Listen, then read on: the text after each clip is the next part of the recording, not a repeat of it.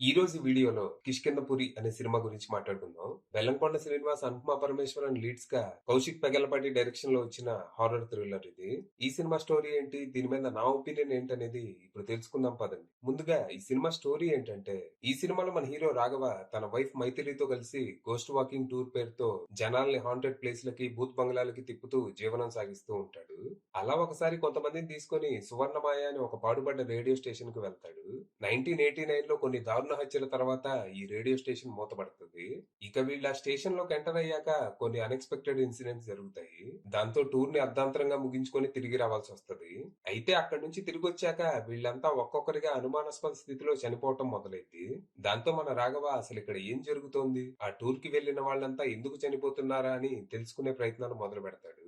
ఈ క్రమంలో తనకి ఆ రేడియో స్టేషన్ గురించి కొన్ని షాకింగ్ విషయాలు తెలుస్తాయి. తాము చేసిన ఓ తప్పు వల్ల ఒక భయంకరమైన ప్రేతాత్మ తమని ఒక్కొక్కరిగా చంపుతోందని తెలుస్తది.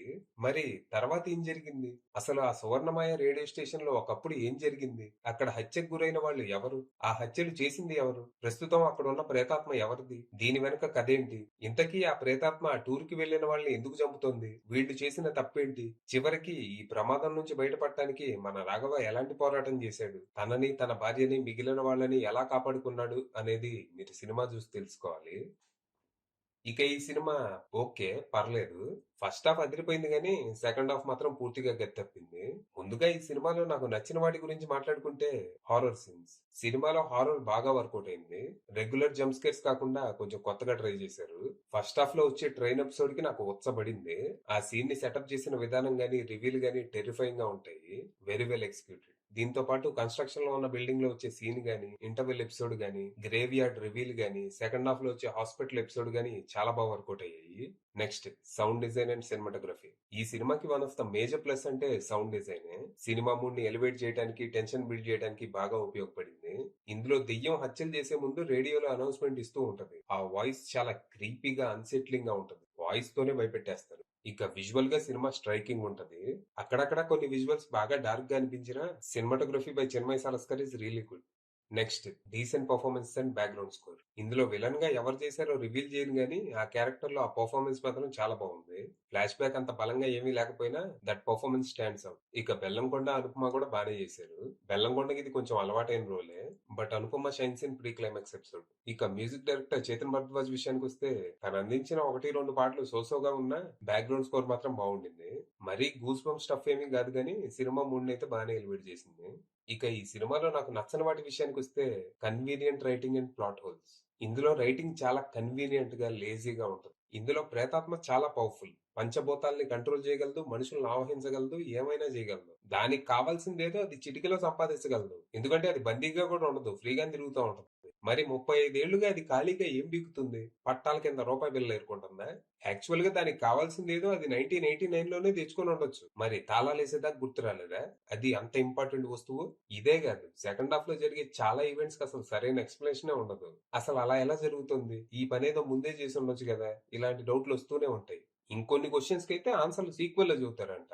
Next, under developed characters. ఇందులో మన హీరో హీరోయిన్లు కిష్కిందపురి అనే ఊర్లో ఉంటూ గోస్ట్ వాకింగ్ టూర్స్ అని నిర్వహిస్తూ ఉంటారు. వీళ్ళ పనేంటి, జనాల్ని ఊర్లో ఉన్న భూత్ బంగ్లాలకి తిప్పటం.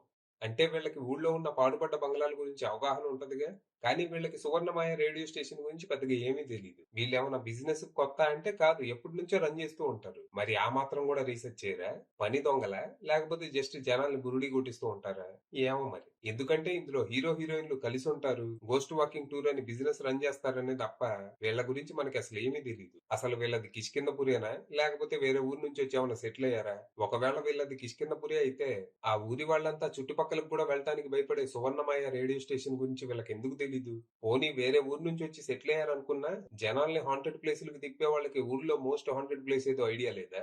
ఇక హీరో ఈ బిజినెస్ ఎందుకు చేస్తున్నాడు అనే దానికి వాళ్ళు ఇచ్చే రీజన్ ఎలా ఉంటదంటే, నువ్వు ఏం మాట్లాడుతున్నావో నీకైనా అర్థమవుతుందా భయ్య, నువ్వు చేసేదేంటి చెప్పేదేంటి ఎతవసూది అని ఎలా ఉంటది. ఏందో మరి అది. ఇక next, terrible VFX and CGI. కథలో భాగంగా ఇందులో ఇన్సెక్ట్స్ ని, బర్డ్స్ ని, యానిమల్స్ ని బానే వాడారు. కానీ ఆ సిజిఐ చాలా అన్కన్విన్సింగ్ గా, డిస్ట్రాక్టింగ్ గా అనిపిస్తాయి. ఇక క్లైమాక్స్ లో విజువల్ ఎఫెక్ట్స్ అయితే వెరీ పూర్లీ ఎగ్జిక్యూటెడ్. మొత్తంగా డైరెక్టర్ కౌశిక్ పెగలపాటి హారర్ సీన్స్ వరకు అయితే డెలివర్ చేయగలిగారు, కానీ రైటింగ్ లోపాల వల్ల ఆయన ఫుల్ పొటెన్షియల్ అయితే రీచ్ అవ్వలేకపోయారు. భవిష్యత్తులో ఇవి సరి చూసుకుంటే మంచిది. ఫైనల్‌గా చెప్పేదేంటంటే, సినిమా మీద మేకర్స్ చాలా కాన్ఫిడెంట్‌గా ఉన్నారు. సినిమా స్టార్ట్ అయిన ఫస్ట్ 10 మినిట్స్ తర్వాత ఆడియన్స్‌లో ఎవరైనా ఫోన్ ఓపెన్ చేస్తే నేను ఇండస్ట్రీ వదిలేసి వెళ్ళిపోతా అని బెల్లంకొండ, అసలు ఇలాంటి సినిమా ఇప్పటి వరకు రాలేదు. సినిమా చూసాక ఆడియన్స్ సీక్వెల్ ఎప్పుడు అని గోల చేస్తారని దర్శకుడు, ఇలా చాలా కాన్ఫిడెంట్‌గా చాలా ఎక్స్‌పెక్టేషన్స్‌తో ఉన్నారు. కానీ మీరు మాత్రం ఎలాంటి ఎక్స్‌పెక్టేషన్స్ పెట్టుకోకుండా వెళ్తే సినిమా కొద్ది వరకు సాటిస్ఫై చేసే అవకాశం ఉంది. అది విషయం.